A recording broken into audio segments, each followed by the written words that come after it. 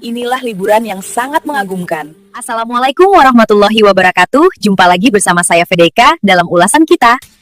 Saya sangat banyak mendengar tentang negeri ini. Bagaimana dengan Anda? Banyak hal yang harus diulas tentang ranah Minang, ada makanan dan minuman, alam dan budayanya, dan lain sebagainya. Dengan silat Minang, atau dikenal dengan Silek Minangkabau. Ini saya ingin mengulas tentang silat Minangkabau. Silat Minangkabau merupakan salah satu budaya yang sudah lama ada di negeri ini. Di antaranya, mempunyai adab yang tinggi, iman serta berdoa sebelum dan sesudah belajar. Hormat kepada kedua orang tua dan guru adalah pondasi yang harus ditanamkan. Silat Minangkabau dikembangkan turun-temurun dari ke generasi ke generasi. Sehingga sampai saat ini, silat Minangkabau masih terlihat keasliannya.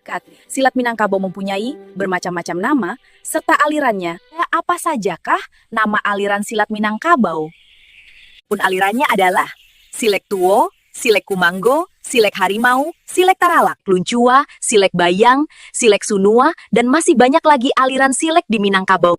Salah satu ciri-ciri dari silek biasanya bisa diketahui dari langkah silek. Di langkahnya biasanya diketahui aliran apa yang mereka pelajari atau kuasai. Di cara memakai pakaian atau destar yang mereka pakai dapat juga diketahui alirannya. Nah, dari ulasan tentang Silek Minangkabau ini, kita harus menyadari betapa tingginya budaya dijaga dari masa ke masa. Kita juga harus bisa menjaga dan memperkenalkannya ke mancanegara sebagai bentuk cinta dan tanggung jawab kita terhadap budaya yang kita punya.